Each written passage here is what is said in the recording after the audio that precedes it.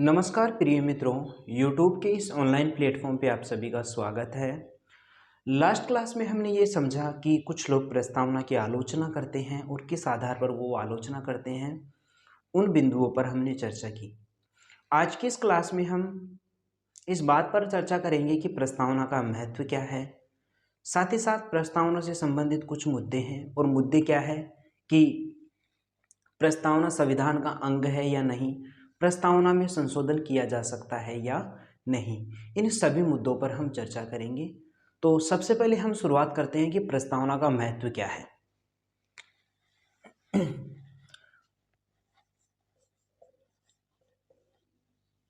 प्रस्तावना का महत्व।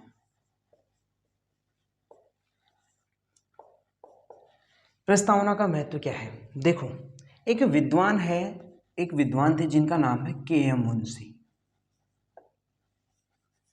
इन्होंने प्रस्तावना के बारे में क्या कहा? इन्होंने प्रस्तावना के बारे में ये कहा कि प्रस्तावना जो है वो भारत की राजनीतिक जन्म कुंडली है। राजनीतिक जन्म कुंडली है। राजनीतिक जन्म कुंडली या जन्म पत्री है। सबसे पहले हम समझते हैं कि जन्म कुंडली क्या होती है। आप सभी को पता होगा कि जन्म कुंडली के माध्यम से किसी व्यक्ति के भविष्य के बारे में हम कुछ सूचनाएं प्राप्त करते हैं। जन्म कुंडली क्या होती है? किसी व्यक्ति के भविष्य के बारे में सूचना देती है कि उस व्यक्ति के साथ भविष्य में किस प्रकार की घटना घटित होगी, वह व्यक्ति किस प्रतियोगी परीक्षा की तैयारी कर रहा है और उस प्रतियोगी परीक्षा में उसको सफलता मिलेगी या नहीं मिलेगी, ये कौन बताती है? ये जन्म कुंडली बताती है। ठीक उसी प्रकार भारतीय संविधान की जो प्रस्तावना है वो भी एक कुंडली है। किस प्रकार की? राजनीतिक जन्म कुंडली है। और राजनीतिक जन्म कुंडली का मतलब है कि प्रस्तावना में भारतीय संविधान का दर्शन पाया जाता है। दर्शन का मतलब होता है देखना। दर्शन का मतलब क्या होता है? देखना। और इस प्रस्तावना के माध्यम से हमारे जो संविधान निर्माता थे वो भी एक स्वप्न देख रहे थे, भविष्य के भारत का स्वप्न देख रहे थे कि भविष्य में भारत में क्या होगी? समानता होगी। क्या होगी? समानता होगी, यानी किसी भी प्रकार का भेदभाव नहीं होगा। ना ही जातिगत आधार पर भेदभाव होगा, ना ही लिंग के आधार पर भेदभाव होगा। साथ ही साथ वो और किन आदर्शों की बात कर रहे थे? तो वो न्याय की बात कर रहे थे, बंधुता की बात कर रहे थे, एकता व अखंडता की बात कर रहे थे। एकता, अखंडता, बंधुता, इन सभी आदर्शों की कौन बात कर रहे थे? इन सभी आदर्शों की हमारे संविधान निर्माता बात कर रहे थे। इसका मतलब कि वो एक स्वप्न देख रहे थे, भारत को लेकर भारत के भविष्य का एक स्वप्न देख रहे थे कि भारत में समानता होगी, न्याय होगा, सबको न्याय मिलेगा, सबके साथ निष्पक्ष व्यवहार किया जाएगा, संप्रदायों के बीच एकता की भावना होगी, जैसे हिंदू और मुस्लिमों के बीच एकता की भावना विकसित होगी, बंधुता की भावना होगी, लोगों के बीच भाईचारे की भावना होगी, लोग बंधुभाव से रहेंगे। इन सभी आदर्शों की बात कर रहे थे हमारे संविधान निर्माता। इसका मतलब कि प्रस्तावना जो है वो भी एक राजनीतिक जन्मपत्री की भांति है, एक राजनीतिक जन्मपत्री है। ठीक है, तो के.एम. मुंशी प्रस्तावना के बारे में क्या कहते हैं कि भारतीय संविधान की जो प्रस्तावना है वो भारत की राजनीतिक जन्म कुंडली है। ठीक है, चलो देखो, यदि हम प्रस्तावना की बात करें तो जब हम प्रस्तावना का अध्ययन करते हैं तब हम ये पाते हैं कि भारत में सत्ता का स्रोत क्या है। प्रस्तावना से हमें किस बारे में पता चलता है कि भारत में सत्ता का स्रोत क्या है, सत्ता का स्वरूप कैसा है, सत्ता का स्वरूप, साथ ही साथ सत्ता का उद्देश्य क्या है, सत्ता का उद्देश्य क्या है। और इन तीन विषय बिंदुओं पर हमने चर्चा की है, काफी डिटेल में चर्चा की है। ठीक है, और इन ही तीन विषय बिंदुओं के अंतर्गत हम संपूर्ण प्रस्तावना का अध्ययन करते हैं। तो प्रस्तावना का अध्ययन करने से हमें किसका पता चलता है कि भारत में सत्ता का स्रोत क्या है, सत्ता का स्वरूप कैसा है और सत्ता का उद्देश्य क्या है। ठीक है, तो ये प्रस्तावना का महत्व है। अब हम आगे बढ़ते हैं।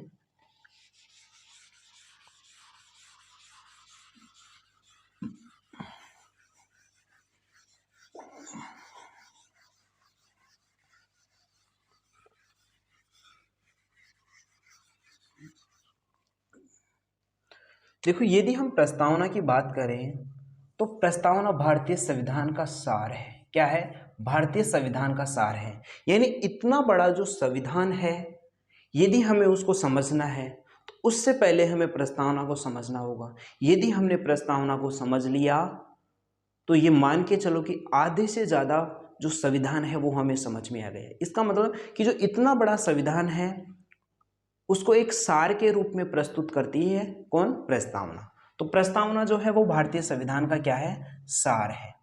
ठीक है। इसके अतिरिक्त देखो, एक विद्वान थे जिनका नाम है न्यायमूर्ति गजेंद्र गढ़कर। क्या नाम है? न्यायमूर्ति गजेंद्र गढ़कर। इन्होंने प्रस्तावना के बारे में क्या कहा? इन्होंने ये कहा कि प्रस्तावना संविधान का अंग नहीं है, ना ही प्रस्तावना को शासन करने की कोई विशिष्ट शक्ति प्राप्त है, लेकिन फिर भी भारतीय संविधान की जो प्रस्तावना है उसका महत्व है। ऐसा कौन कह रहे हैं? न्यायमूर्ति गजेंद्र गढ़कर। और उन्होंने क्या कहा? उन्होंने प्रस्तावना के महत्व को उजागर करते हुए ये कहा कि जो प्रस्तावना है वो संविधान निर्माताओं के मस्तिष्क की कुंजी है। क्या है? मस्तिष्क की कुंजी है। यानी ये जो प्रस्तावना नामक कुंजी है, इस कुंजी का प्रयोग करके, इस कुंजी को इस्तेमाल करके हम ये पता कर सकते हैं कि संविधान निर्माताओं के मस्तिष्क में क्या था, उनके मस्तिष्क में कौन से विचार थे, वो किन आदर्शों की बात कर रहे थे। तो ये जो प्रस्तावना नामक जो कुंजी है, इससे हमें पता चलता है कि हमारे संविधान निर्माता स्वतंत्रता, समानता, न्याय, बंधुता, एकता, अखंडता, इन आदर्शों की बात कर रहे थे। ठीक है।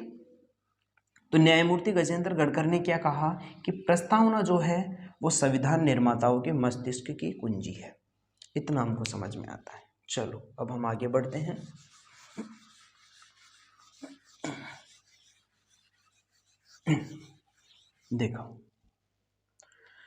देखो हमारी जो प्रस्तावना है उसका और क्या महत्व है। यदि हम संविधान की बात करें तो भारतीय संविधान में कुछ ऐसे भाग हैं जहां पर क्या है? अस्पष्टता है। क्या है? अस्पष्टता है। और इस अस्पष्टता को किससे दूर किया जाता है? तो प्रस्तावना से दूर किया जाता है। अब इसको हम एग्जाम्पल से समझते हैं। जैसे हम बात करें आर्टिकल 21 की। आर्टिकल 21 में लिखा हुआ है कि जीवन जीने का अधिकार। जीवन जीने का अधिकार। जीवन जीने का अधिकार। अब यहां पर जीवन जीने के अधिकार से क्या मतलब है? देखो,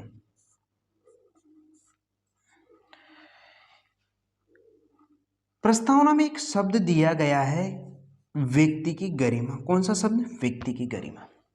अब आर्टिकल 21 में सिर्फ इतना लिखा हुआ है कि जीवन जीने का अधिकार। इसका मतलब कि कोई जीवित है या नहीं है।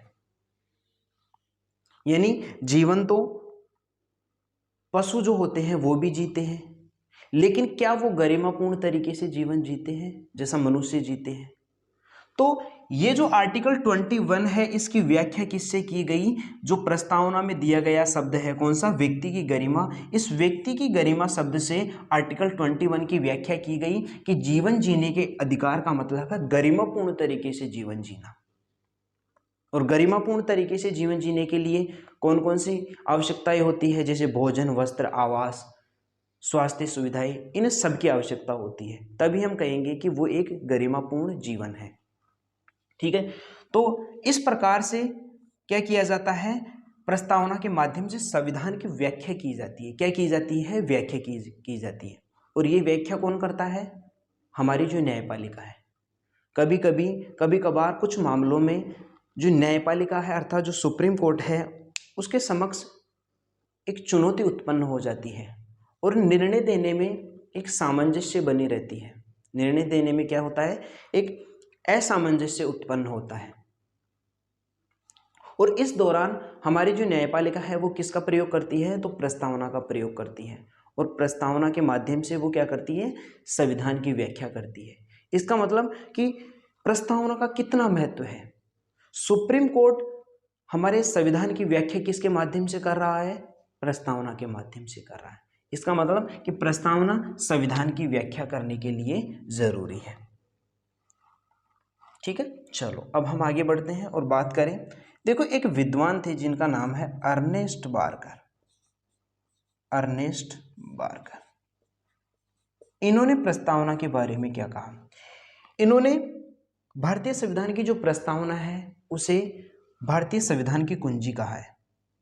भारतीय संविधान की कुंजी कहा है। भारतीय संविधान की कुंजी कहा है। यानी जो संविधान है, जो भारत का संविधान है, उसकी कुंजी कौन है, प्रस्तावना। और प्रस्तावना की सहायता से ही हम इतने बड़े संविधान को समझ सकते हैं।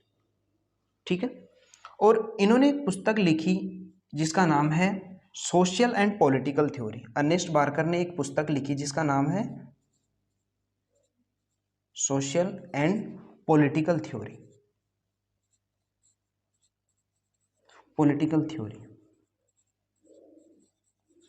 और इस बुक में जो राजनीतिक आदर्श दिए गए हैं वो सभी आदर्श भारतीय संविधान की प्रस्तावना में है। इसका मतलब कि यदि हमें इस पुस्तक को समझना है तो हमें प्रस्तावना को समझना होगा। भारतीय संविधान की यदि हमने प्रस्तावना को समझ लिया तो ये मान के चलो कि ये पुस्तक हमें समझ में आ गई।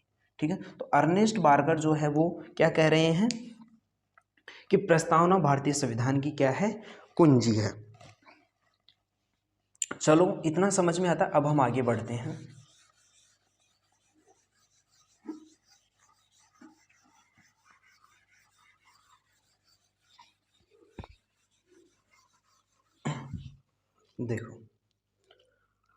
देखो एक विद्वान थे जिनका नाम है ठाकुरदास भार्गव। ठाकुरदास भार्गव, ये संविधान सभा के सदस्य थे, ठाकुरदास भार्गव। और इन्होंने प्रस्तावना के बारे में क्या कहा, इन्होंने ये कहा कि प्रस्तावना संविधान की आत्मा है। प्रस्तावना संविधान की आत्मा है। संविधान की क्या है, आत्मा है। देखो, आत्मा के बगैर शरीर जिस प्रकार महत्वहीन हो जाता है, शरीर किसी काम का नहीं रहता, ठीक उसी प्रकार प्रस्तावना के बिना भारतीय संविधान महत्वहीन है। ऐसा कौन कह रहे हैं, ठाकुरदास भार्गव, कि जिस प्रकार आत्मा के बगैर जो शरीर है वो महत्वहीन हो जाता है, ठीक उसी प्रकार प्रस्तावना के बिना संविधान भी महत्वहीन है। इसका मतलब कि प्रस्तावना में जो आदर्श दिए गए हैं कौन कौन से, समानता, स्वतंत्रता, स्वतंत्रता, समानता, न्याय, एकता, अखंडता, ये जो आदर्श दिए गए हैं, यदि इन आदर्शों को हटा दिया जाए तो जो संविधान है वो महत्वहीन हो जाएगा। जिस प्रकार शरीर से आत्मा को हटा दिया जाता है और शरीर महत्वहीन रहता है, ठीक उसी प्रकार इन आदर्शों के बगैर जो प्रस्तावना में आदर्श दिए गए हैं उनके बिना संविधान किसी काम का नहीं है। इसका मतलब कि प्रस्तावना में जो आदर्श दिए गए हैं वो आदर्श ही भारतीय संविधान को जीवंत व उपयोगी बनाते हैं। जो आदर्श दिए गए हैं वो भारतीय संविधान को क्या बनाते हैं, जीवंत व उपयोगी बनाते हैं। तो ठाकुरदास भार्गव जी क्या कह रहे हैं कि जो प्रस्तावना है वो संविधान की क्या है, आत्मा है। ठीक है, चलो अब हम आगे बात करते हैं। देखो, यदि हम प्रस्तावना की बात करें तो प्रस्तावना में स्वतंत्रता आंदोलन के आदर्शों की झलक मिलती है। स्वतंत्रता आंदोलन, स्वतंत्रता आंदोलन के आदर्शों की झलक। स्वतंत्रता आंदोलन के आदर्शों की झलक कैसे, देखो प्रस्तावना में जो आदर्श दिए गए हैं, स्वतंत्रता, समानता, न्याय, ये सभी आदर्श दिए गए हैं। ठीक है, तो इन आदर्शों को प्राप्त करने के लिए, अर्थात भारत को स्वतंत्र कराने के लिए, स्वतंत्रता को हासिल करने के लिए क्रांतिकारियों ने कितना बड़ा योगदान दिया है। अपने प्राण न्यौछावर कर दिए, देश के लिए अपने प्राण न्यौछावर कर दिए, जैसे भगत सिंह, राजगुरु, सुखदेव, चंद्रशेखर आजाद, इन्होंने देश के लिए जान दी। स्वतंत्रता को प्राप्त करने के लिए इन्होंने क्या किया, देश के लिए जान दी। समानता हासिल करने के लिए काफी ज्यादा स्ट्रगल करना पड़ा, न्याय प्राप्त करने के लिए स्ट्रगल करना पड़ा। इसका मतलब कि जो प्रस्तावना है उसमें स्वतंत्रता आंदोलन के आदर्शों की झलक देखने को मिलती है। ठीक है, चलो अब देखो, एक विद्वान है जिनका नाम है ननी पालकीवाला। ये फैक्ट है और ये याद रहना चाहिए, हो सकता है एग्जाम में पूछा जाए। इन्होंने प्रस्तावना के बारे में क्या कहा, इन्होंने ये कहा कि प्रस्तावना जो है वो भारतीय संविधान का परिचय पत्र है। क्या है, परिचय पत्र है। अब परिचय पत्र क्या होता है, देखो परिचय पत्र जो होता है वो किसी व्यक्ति की जो आइडेंटिटी होती है उसको तय करता है। ठीक उसी प्रकार जो प्रस्तावना है वो भारतीय संविधान की जो आइडेंटिटी है उसको तय कर रहा है। प्रस्तावना क्या करती है, भारतीय संविधान जो है उसका परिचय है, उसका क्या है, परिचय है। कौन, प्रस्तावना। तो नन्ही पालकीवाला क्या कह रहे हैं कि प्रस्तावना जो है वो भारतीय संविधान का परिचय पत्र है, यानी प्रस्तावना के बारे में परिचय देती है। कौन, प्रस्तावना। ठीक है, चलो इतना हमको समझ में आया। तो हमने क्या समझा कि प्रस्तावना का महत्व क्या है, तो इतना हमको समझ में आता है। अब हम बात करेंगे कि प्रस्तावना से संबंधित कुछ मुद्दे हैं, और मुद्दे क्या है, मुद्दे ये हैं कि प्रस्तावना संविधान का अंग है या नहीं, और यदि प्रस्तावना संविधान का अंग है तो क्या उसमें संशोधन किया जा सकता है, और यदि प्रस्तावना का अंग नहीं है तो किस प्रकार से है। चलो अब देखो, प्रस्तावना से संबंधित मुद्दे किस प्रकार से, ठीक है, मुद्दे किस प्रकार से हैं। देखो, प्रस्तावना संविधान का अंग है या नहीं, संविधान का अंग है या नहीं, ये पहला मुद्दा है। कौन सा, पहला मुद्दा। दूसरा मुद्दा क्या है, दूसरा मुद्दा है कि प्रस्तावना में संशोधन किया जा सकता है या नहीं, अर्थात प्रस्तावना संशोधनीय है या नहीं। अब देखो, ये दूसरा मुद्दा है। यदि हम गौर से देखें तो ये जो दोनों मुद्दे हैं वो एक दूसरे से संबंधित हैं। कैसे, देखो, जब हम संविधान में संशोधन करते हैं तो किस आर्टिकल का प्रयोग करते हैं, आर्टिकल 368, अनुच्छेद 368 के तहत संसद क्या करती है, भारतीय संविधान में संशोधन करती है। इतना हमको समझ में आता है।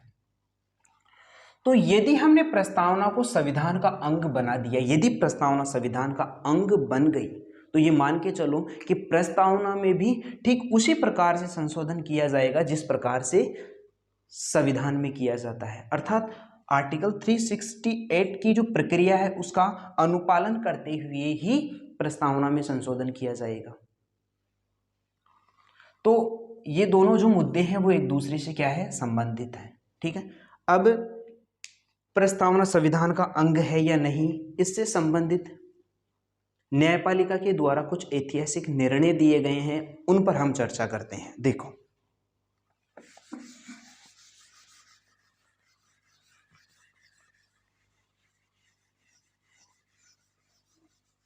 अब देखो,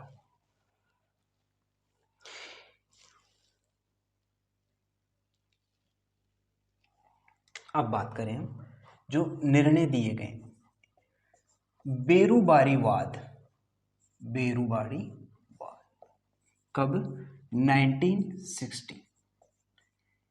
इस मामले में सुप्रीम कोर्ट ने क्या कहा, अर्थात हमारी न्यायपालिका ने क्या कहा, हमारी न्यायपालिका ने यह कहा कि जो प्रस्तावना है उसमें संशोधन नहीं होना चाहिए, अर्थात उसमें संशोधन करना क्या है, अनुचित है।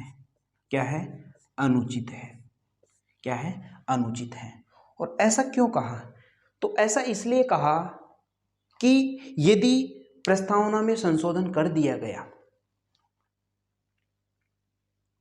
तो आगे आने वाली जो पीढ़ियां हैं वो उनको ऐसे कैसे पता चलेगा कि संविधान निर्माताओं ने कितना बड़ा योगदान दिया है, संविधान को किस प्रकार से उन्होंने बनाया, कौन कौन से आदर्शों का उल्लेख किया। यदि हमने प्रस्तावना में संशोधन कर दिया तो आगे आने वाली जो पीढ़ियां है उनको ये पता ही नहीं चलेगा कि संविधान निर्माताओं ने किस प्रकार से काम किया है, राष्ट्र निर्माण में कितना बड़ा योगदान दिया है। तो इसी बात का समर्थन करते हुए बेरूवाड़ीवाद में क्या कहा कि प्रस्तावना में संशोधन करना अनुचित है। और ये जो वाद था, इसी वाद में न्यायमूर्ति गजेंद्र गढ़कर ने इसी मत का समर्थन किया कि प्रस्तावना में संशोधन नहीं होना चाहिए, प्रस्तावना में संशोधन नहीं होना चाहिए। इसका मतलब कि इस वाद में प्रस्तावना को असंशोधनीय बना दिया, और अब असंशोधनीय बना दिया इसका मतलब प्रस्तावना संविधान का अंग नहीं है। ठीक है, लेकिन हुआ क्या कि एक वाद हुआ, कब? केशवानंद भारती केस, केशवानंद भारती वाद है, केशवानंद भारती केस, भारती केस या भारतीवाद।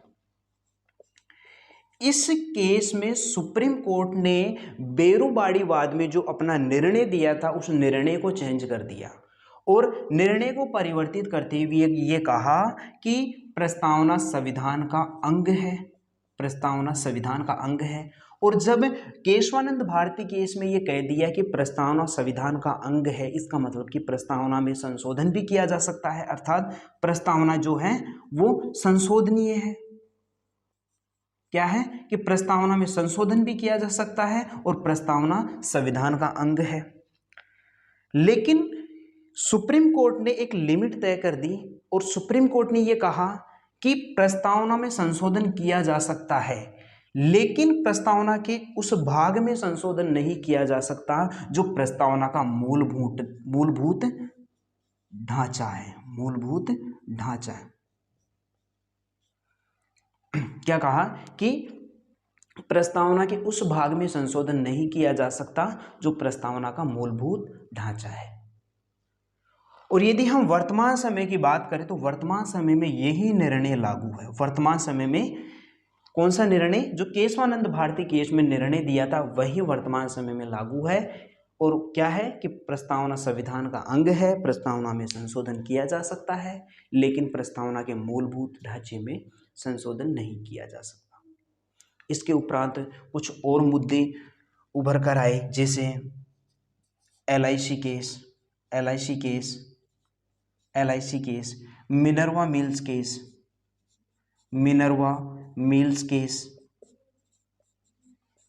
मिनर्वा मिल्स केस, साथ ही साथ SR बोम्मई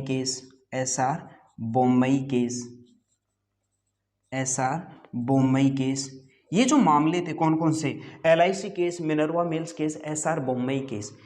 इन मामलों में सुप्रीम कोर्ट ने अपने पूर्ववर्ती निर्णय को दोहराया, जो कब दिया था? केशवानंद भारती केस में जो निर्णय दिया था उसी निर्णय को पुनः दोहराया और ये कहा कि प्रस्तावना संविधान का अंग है, प्रस्तावना में संशोधन किया जा सकता है, लेकिन मूलभूत ढांचे में संशोधन नहीं किया जा सकता। इसका मतलब ये जो मामले थे, इन मामलों में केशवानंद भारती केस के निर्णय को पुनः दोहराया। ठीक, तो वर्तमान समय में स्थिति क्या है? वर्तमान समय में स्थिति यह है कि प्रस्तावना संविधान का अंग है, प्रस्तावना में संशोधन किया जा सकता है, लेकिन मूलभूत ढांचे में संशोधन नहीं किया जा सकता। और इसके साथ ही प्रस्तावना में संशोधन किया भी गया है, सिर्फ एक बार प्रस्तावना में संशोधन किया गया है। और कब किया गया है देखो, उस पर भी हम चर्चा कर लेते हैं, जो एक फैक्ट के रूप में आपको याद रखना है, बहुत ही इंपॉर्टेंट फैक्ट है। देखो, प्रस्तावना में सिर्फ एक बार संशोधन किया गया है। कितनी बार? एक बार संशोधन, एक बार संशोधन किया गया। और कब किया गया? 42 यानी 42वें संविधान संशोधन के तहत, 42वें संविधान संशोधन, 42वें संविधान संशोधन 1976 इसके तहत प्रस्तावना में एक बार संशोधन किया गया और प्रस्तावना में 3 शब्द जोड़े गए। कौन कौन से? पंथ निरपेक्ष, पंथ निरपेक्ष, पंथ निरपेक्ष, समाजवाद, समाजवाद और अखंडता शब्द, और अखंडता शब्द। ये 3 शब्द जोड़े गए किसके तहत? 42वें संविधान संशोधन के तहत। ठीक है, तो ये 3 नए शब्द जोड़े गए। तो हमने क्या समझ लिया? हमने ये समझा कि प्रस्तावना का महत्व क्या है, और साथ ही साथ प्रस्तावना से संबंधित कुछ मुद्दे हैं कि प्रस्तावना संविधान का अंग है या नहीं, इसको भी हमने समझा। साथ ही साथ हमने ये देखा कि प्रस्तावना में सिर्फ एक बार संशोधन किया गया है। तो आज प्रस्तावना कंप्लीट होती है। तो आपको करना क्या है कि प्रस्तावना से संबंधित जितने भी प्रश्न प्रतियोगी परीक्षाओं में पूछे गए हैं उनको सॉल्व करना है। और ऐसा नहीं है कि कोई प्रश्न सॉल्व नहीं होगा। जिस लेवल से हमने प्रस्तावना का अध्ययन किया है, तो उम्मीद है कि सभी प्रश्न सॉल्व होंगे। ठीक है, तो आज की क्लास को हम यहीं पे विराम देते हैं। नमस्कार, जय हिंद।